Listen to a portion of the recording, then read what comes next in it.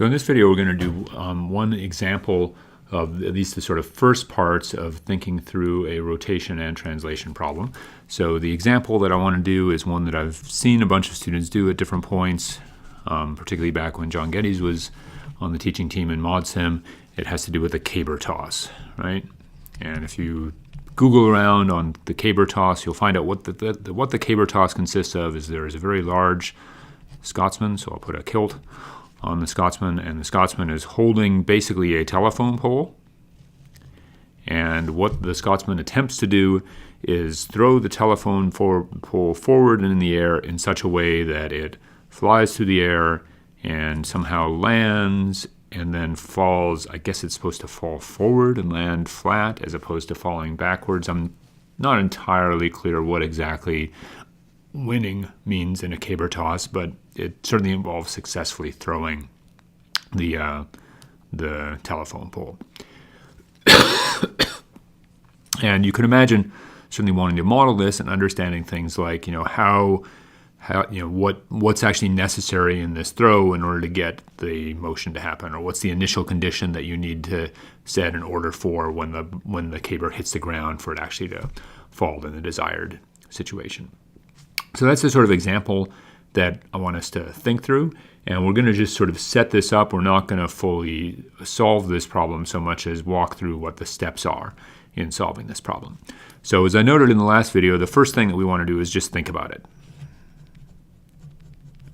And the first thing I'll do in thinking about it is just sort of think about what some of the keyframes are, right?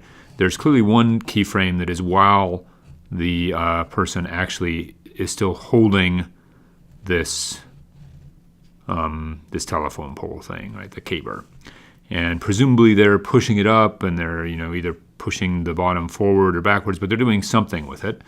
And during that time, the caber is both moving and it's also, potentially rotating in some direction, right? So that's the first phase of motion, is the phase while the sort of person is holding, right? A second phase of motion is a phase after the caber has left the person's hands, right? So the person's over there, they're no longer really important in this because now this caber is somehow flying through the air, right? And is also somehow rotating, right? And then finally, a pretty critical event is the point when the caber actually comes and hits the ground, right? So it's going to interact with the ground, right? There's some impact. And so the second stage is flight. Third stage is impact, right? And then finally, of course, there'll be motion that happens after impact when the caber does whatever it's doing. Maybe it falls over backwards in this particular case and lands. So we can sort of think about this motion as consisting of 4 different phases that we could think about. We could think about modeling the holding phase, think about modeling the flight phase, think about modeling that actual impact, that is the transition from flight into fall, and then finally think about what happens during the fall. All right, well, let's sort of think about each of these a little bit. So we said we need to think about it, and part of thinking about it was keyframes, but part of it is also thinking about interactions. So what are the interactions that are important in each of these cases? Well, pretty clearly, holding it, there's the person's hand, right? Somehow that person is holding up this caber. They might be able to pull the bottom of the caber back and forth. They might be able to push it up in the air. And also gravity is obviously present, right? During flight, really gravity is about the only interaction that I can think of that will matter. I mean, you could argue that drag's going to matter, but the reality is this thing is pretty heavy and is not moving terribly fast. Since it's pretty heavy, the gravitational force will be quite a bit larger than the drag force of a relatively slow-moving object. So I'm going to say probably gravity is all that matters. At the impact, you're actually going to have something pretty special happen at this point at the ground, right? And if you think about it, there'll be some kind of normal force from the ground, which will actually be a normal impulse, right? Because when it hits the ground is going to react with a substantial normal force for a short amount of time. And presumably there will also be a frictional impulse, because if you imagine that this thing was actually sort of, the tip was actually moving relative to the ground, when it hits the ground, initially it's going to actually scrape across the ground pretty hard because the normal force is going to be large, and so there'll be a large dynamic frictional force or kinetic frictional force until this thing actually stops, right?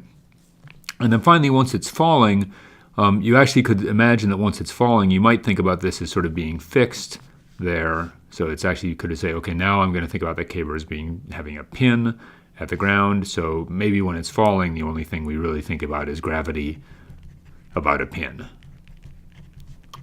So we sort of think about this as maybe looking more like a sort of inverted pendulum. Okay, so that's sort of the interactions that we might think about. And then we could go to the next level of this. Now that we've thought about it, we've identified interactions, we've identified phases. Second thing we might want to do is graphical abstraction.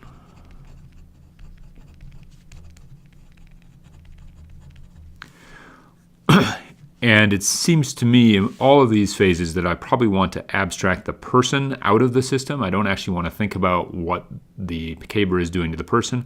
I instead just want to think about what the caber is doing in each case. So I think actually in each case, I'm going to have a single object that I'm dealing with.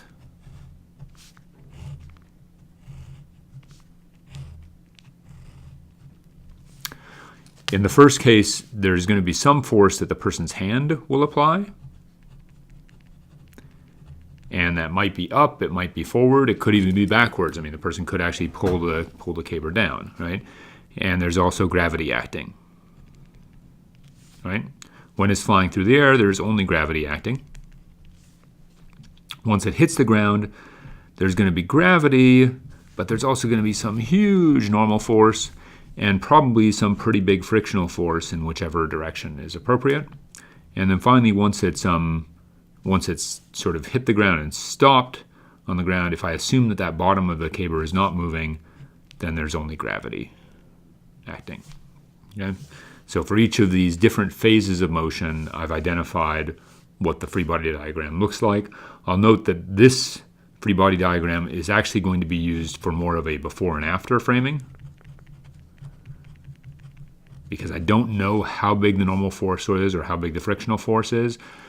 But I could actually think about, okay, what's going to be true about the motion, what's going to be the size of these different forces in order to meet the sort of initial to final change. Whereas for all these other cases, I can't actually think about what the dynamics are going to be. Okay. If I try to mathematically abstract this,